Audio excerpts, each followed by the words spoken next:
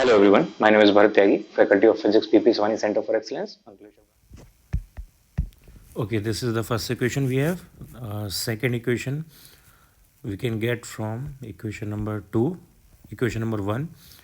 So equation number 1 से second equation बनाएंगे. ये आएगी m तो यहाँ पे कॉमन लेके कैंसिल आउट हो जाएगा और u2 की वैल्यू 0.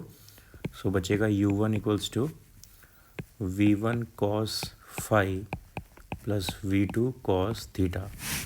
ये हमारे पास नेक्स्ट इक्वेशन आ गई. u1 equals to v1 cos phi plus v2 cos theta. v1 cos phi, v2 cos theta. Equation number ये 4 and this is 5. For sixth equation we will go back to equation number 2. यहाँ पर भी m will be cancel out. We will left out with v2 sin theta and v1 sin phi. v2 sin theta equals to v1 sin phi. Equation number 6. Okay अब इनको solve करके हमें theta और phi के बीच का relation देखना है. So first of all we will place this u1 value in equation number 4, out of which we will get v1 cos phi plus v2 cos theta whole squared equals to v1 square plus v2 square. So now let's explore the whole square of this function. It will give us v1 square cos square phi plus v2 square cos square theta, including with 2 v1 v2 cos phi and cos theta equals to v1 square plus v2 square. Now we have two functions including v1 square and two function including v2 square. Let's arrange them on one side. So we will throw back these two along these sides. So we will left out with 2 v1 v2 cos phi cos theta equals to v1 square we can take common, then bracket में आएगा 1 minus cos square phi, and from the second function we will take v2 square common, so we will left out with 1 minus cos square theta. So this will become 2v1 v2 cos phi cos theta remains same, v1 square same, and 1 minus cos square phi is sin square phi. Similarly 1 minus cos square theta is sin square theta. Okay, this is equation number 7. Now from equation number 6 we will find out v1, which is v2 sin theta divided by sin phi, and place this in equation number 7. So now we will get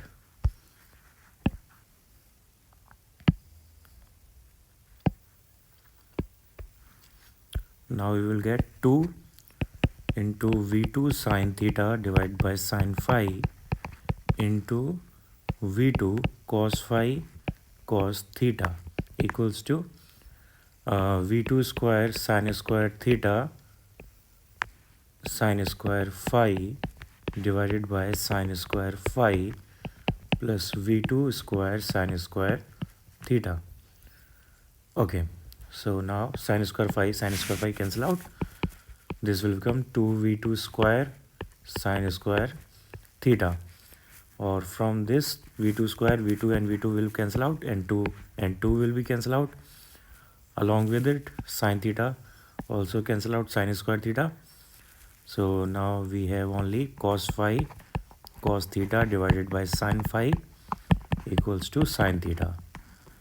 So it will become cos phi cos theta minus sin theta sin phi equals to 0, and this is the formula for cos a plus b, cos a cos b minus sin a sin b. So this is the formula for cos a plus b. That means cos theta plus phi equals to 0, and 0 is the value of cos 90. So theta plus phi is equals to 90 degree. This is an important result. We have to remember it. In many questions this result will give us the right answer immediately without any calculation. So ये result याद रखना है, और ये भी याद रखना है कि रिज़ल्ट किस स्पेशल केस के लिए आया है. ये रिज़ल्ट है elastic oblique collision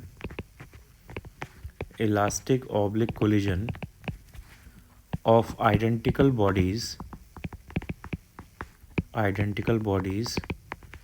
with target body at rest. Target body at rest. इस केस का ये रिज़ल्ट है। तो अगर क्वेश्चन में ये केस दिया हुआ है तो हम डायरेक्टली ये रिज़ल्ट यूज़ कर सकते हैं, हमें विदाउट कैलकुलेशन कई क्वेश्चंस के आंसर मिल जाएंगे। ओके, तो यहाँ पर हमारा ये टॉपिक कंप्लीट हो गया। नाउ नेक्स्ट टॉपिक, अभी हमने इलास्टिक कोलिजन 2 डायमेंशंस में किया, ऑब्लिक कोलिजन, अब हम इन इलास्टिक कोलिजन करेंगे 2 डायमेंशंस में। So next topic is inelastic collision, inelastic collision in 2 dimensions, 2 dimension. Okay, तो for inelastic collision in 2 dimension, suppose ये केस लेते हैं हम, यहाँ पर डायग्राम दिया हुआ है, this is x axis, this is y-axis, and we have one object right here, and one object is coming from this side, and suppose diagram में जो बना रहा हूँ मैं परफेक्टली इन इलास्टिक कोलिजन के लिए बना रहा हूँ। तो पहले हम v1 v2 दो इसकी डिफरेंट वेलोसिटीज अज्यूम कर लेंगे, और उसके बाद हाँ परफेक्टली इलास्टिक कोलिजन का केस ले लेंगे। सो इसकी वेलोसिटी है u1 इनिशियल वेलोसिटी, और इसके लिए इनिशियल वेलोसिटी है u2 initial velocity. Okay,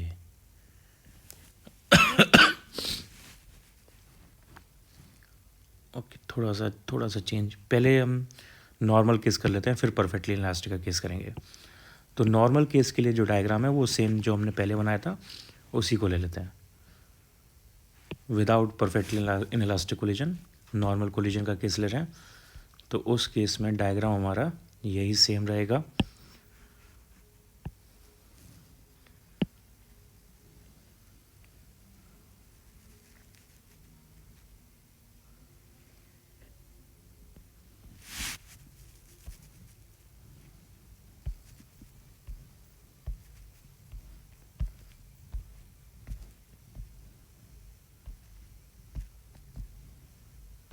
okay, ये सेम डायग्राम हम रिपीट कर दे रहे हैं यहाँ पे।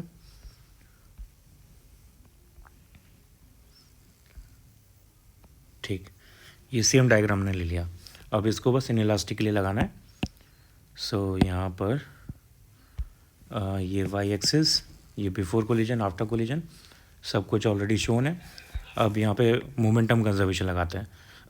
तो मोमेंटम कंजर्वेशन भी हमें सेम रिजल्ट देगा, इनइलास्टिक कोलिजन है, इनइलास्टिक कोलिजन में मोमेंटम तो कंजर्व होता ही है। So by conservation of momentum, conservation of momentum in first x direction में we will get m1 u1 plus m2 u2 equals to m1 v1 cos phi plus m2 v2 cos theta, equation number 1. And in y direction,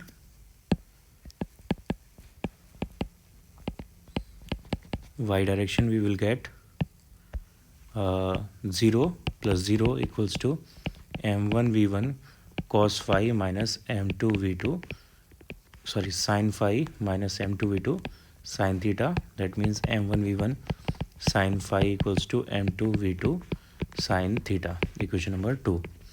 ये हमारे पास momentum conservation से equation आ जाएंगी।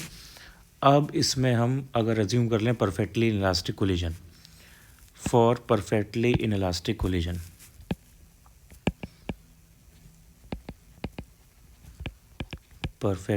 inelastic collision, so since we know in perfectly inelastic collision the final velocities are same, so let's assume these are v, and also the target body at rest,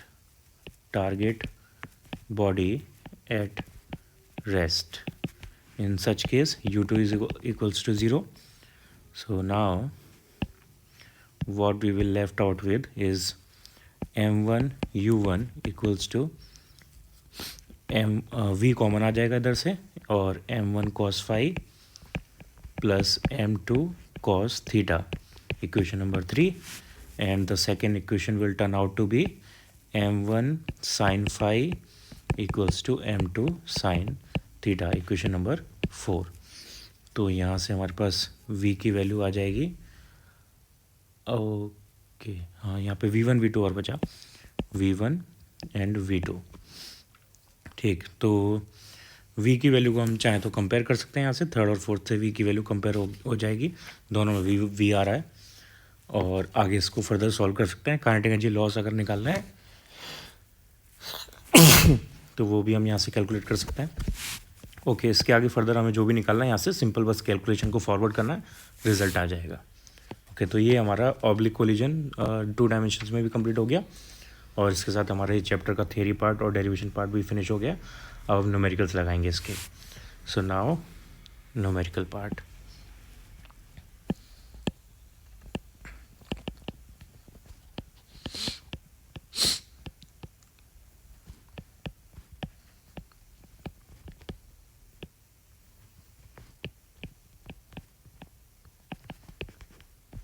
Okay, question 1. A ball moving with a speed of 9 meter per second strikes an identical ball at rest, such that after the collision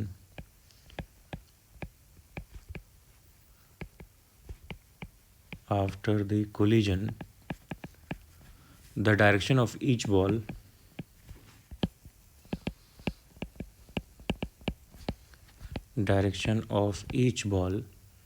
makes an angle of 30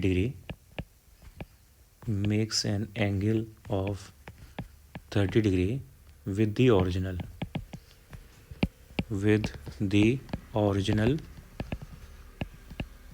line of motion.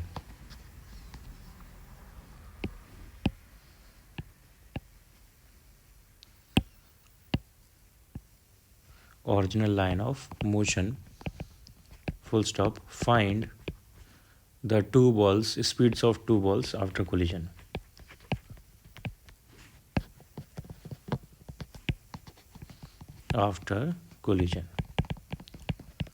Okay, let's try this. Question simply बोल रहा है, a ball moving with speed of 9 meter per second. तो u1 दिया 9 meter per second, identical ball m1 equals to m2 and second ball at rest यानी u2 equals to 0। That means u1 equals to 9 meter per second is we are given with, and u2 is equals to 0, and because of identical ball statement we know that both the masses are same. Okay, direction of each ball makes an angle of 30 degree with the original line. So if this is the rough diagram, one ball is going this side, second ball is going this side, this is making angle 30 degree here, this is making angle 30 degree downward. Okay, so by this we first of all we know that this is not an elastic collision, so this is not being asked in the question, but it might be. So question आपसे पूछ सकता है कि ये elastic collision है, तो ये in elastic collision है बिकॉज थीटा प्लस फाई का सम जो है वो 90 डिग्री नहीं आ रहा, hence it is inelastic collision. अगर ये पूछा जाएगा यहाँ पे तो हम ये रिजल्ट बता सकते हैं। हमने कैलकुलेट किया था कि इलास्टिक कोलिजन में इस पर्टिकुलर केस के लिए जो आंसर आता है वो थीटा प्लस फाई का 90 डिग्री आता है, which is not the case here. Okay, so पहले एक्स डायरेक्शन में मोमेंटम कंजर्वेशन लगाएंगे। सो हमारे पास आएगा उससे m1 u1 plus m2 u2 which is 0 equals to m1 v1 cos 30 plus m2 v2 cos 30। m same है तो cancel out, u1 की value 9 है, v1 हमें नहीं पता, cos 30 की वैल्यू √3/2 प्लस v2 अब भी हमें नहीं पता, और यहाँ पर भी cos 30 √3/2। So v1 plus v2 equals to आ गया 18/√3, equation number 1।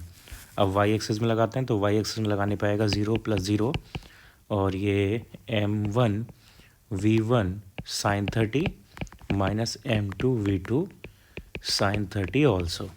So m1 and m2 are same, तो ये हो गया v1 sin 30 equals to v2 sin 30, hence v1 equals to v2. So by this result we can say 2v1 equals to 2v2 equals to 18 by under root 3. Hence v1 equals to v2 equals to 9 by under root 3, or we can say 3 under root 3 metre per second. ये दोनों balls की speed होगी after collision. ये इसका answer है.